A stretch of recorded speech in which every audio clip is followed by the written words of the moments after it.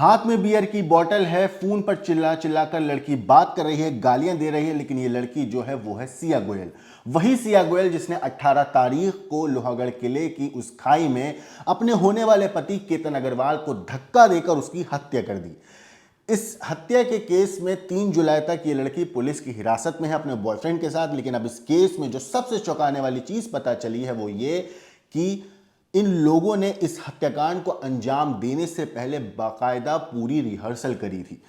अमर उजाला की रिपोर्ट के मुताबिक 18 जून को जो इन्होंने केतन अग्रवाल को धक्का दिया है, उससे पहले मार्केट यार्ड के पास एक पहाड़ी पर धक्का देने का पूरा रिहर्सल इन दोनों ने किया था।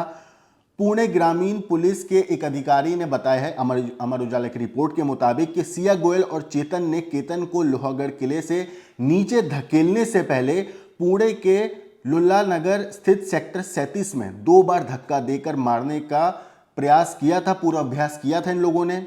पुलिस का मानना है कि केतन की हत्या कई सप्ताह की प्लानिंग साजिश का हिस्सा थी। दोनों ने पुलिस हिरासत में पूछताछ के दौरान पहाड़ी पर इस काम की प्रैक्टिस करने की बात कबूल की है। इतना ही नहीं, रिपोर्ट के मुताबिक अधिकारियों ने कहा है हम उसी जगह की पहचान करेंगे जहां रिहर्सल हुई थी और वहां का पंचनामा करेंगे। दोनों आरोपियों ने यह भी बताया कि अपराध को अंजाम देने से पहले उन्होंने इसकी रिहर्सल कैसे की थी। इतना ही नहीं, पुलिस जांच में यह भी सामने आया है कि केतन की हत्या के लिए इंटरनेट और बाकी विकल्पों की भी जानकारी जुटाई गई थी। सिया ने कुछ समय का इस पूरे मामले में जब केतन अग्रवाल को सिया ने 18 तारीख को धक्का दे दिया था, उसके बाद काफी टाइम तक केतन का जो मोबाइल फोन था वो सिया ने अपने पास रखा था। इतने क्योंकि इस मामले में ये चीज भी सबसे इंपॉर्टेंट है कि कहीं उस फोन के अंदर कुछ ऐसा सबूत तो नहीं था जिसे सिया मिटाना चाहती थी। तो पुलिस अब उस फोन की भी जांच कर रही है। दरअसल इस पूरे हत्याकांड में जब सिया ने और चेतन ने मिलकर केतन को पहाड़ी से धक्का दिया था, तो उसके बाद जो केतन का मोबाइल फोन था वो सिया ने रख लिया था। हालांकि बाद में उसने वो फोन जो केतन के परिवार वाले थे उनको सौंप दिया था। अब पुलिस इसमें यह पता कर रही है उस फोन को लेकर कि कहीं उसके अंदर कोई ऐसा इंपॉर्टेंट सबूत तो नहीं था जिसे मिटाने की कोशिश की गई। पुलिस जांच में सामने आया है कि केतन जो था उसको अपनी मंगेतर पर कहीं ना कहीं शक हो चुका था। सिया गोयल के ऊपर उसका जो शक था वो काफी गहरा हो चुका था और उसे ये डाउट था कि कहीं ना कहीं ऐसा है कि सिया की लाइफ में कोई और शख्स भी है। और इसी वजह से वो अपने परिवार से भी कई बार सवाल पूछ चुका था कि आपने रिश्ता करने से पहले सिया का बैकग्राउंड चेक कराया था क्या। पुलिस शिकायत के अनुसार, जो कि केतन के पिता ने पुलिस में शिकायत की है, विशाल अग्रवाल ने बताया है कि सिया अक्सर बातचीत के दौरान अपने प्रेमी चेतन चौधरी का नाम लेती थी। जब भी केतन उसे फोन करता उसका नंबर बिजी जाता था। इससे पहले सिया ने बाली इंडोनेशिया में होने वाली प्री वेडिंग ट्रिप को भी छोटी छोटी बातों पर झगड़ा करके रद्द कर दिया था। 6 जून को ट्रिप कैंसिल होने के बाद जब केतन ने अपने सिया के पिता से इस मामले में शिकायत की थी, तो सिया के पिता ने कहा था कि उसकी कम उम्र है, वो संभल जाएगी। दोनों की शादी नवंबर में होनी थी, लेकिन 18 जून को सिया ने उससे पहले ही अपने होने वाले पति को हत्या कर दी, उसको खाई के अंदर धकेल दिया। हालांकि इस पूरे मामले में जब तफ्तीश हुई और निकलकर जब कड़ियां जोड़ी गई, एक एक बात का पता किया गया, तो सबसे चौंकाने वाली बात यह थी कि इस पूरे हत्याकांड को बाकायदा पूरी प्लानिंग के तहत अंजाम दिया गया। एक एक कदम इन लोगों ने फूंक फूंक के रखा। लेकिन अब जो है पुलिस 1 जुलाई को उसी जगह पर चेतन चौधरी को लेकर पहुंची जहां से इन लोगों ने 18 जून को केतन अग्रवाल को धक्का देकर उसकी हत्या करी थी। इससे पहले 28 जून को पुलिस सिया को लेकर उसी जगह पहुंची थी। बाकायदा डमी ट्रायल हुआ था, फॉरेंसिक टीम ने वहां पे पूरी जांच करी, रिक्रिएशन किया गया क्राइम सीन का। और उसके 4 दिन के बाद 1 जुलाई को चेतन चौधरी को पुलिस ठीक उसी जगह पर लेकर पहुंची क्राइम सीन का रिक्रिएशन कराने के लिए।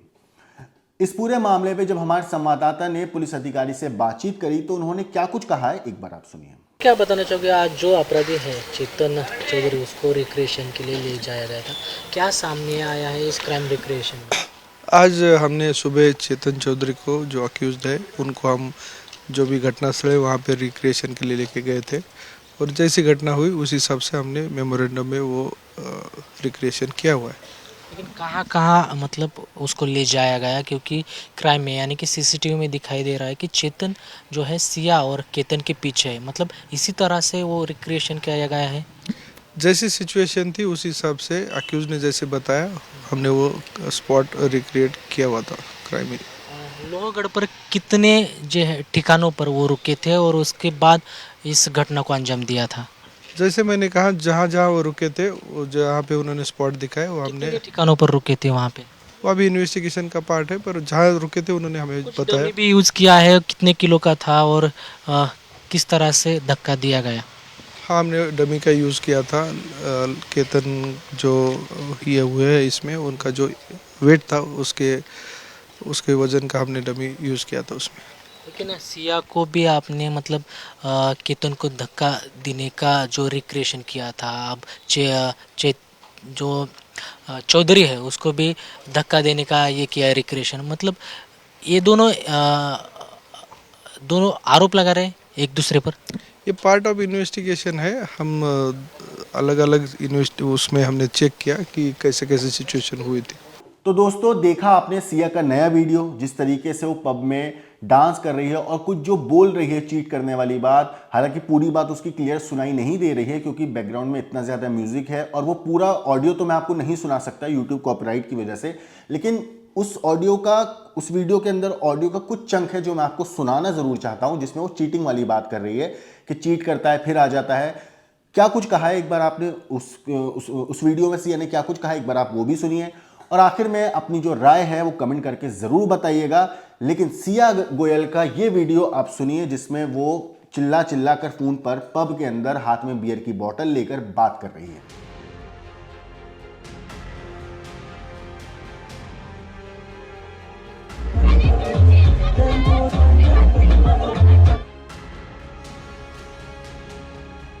बाकी देश और दुनिया की क्राइम की खबरों के लिए देखते रहिए क्राइम तक।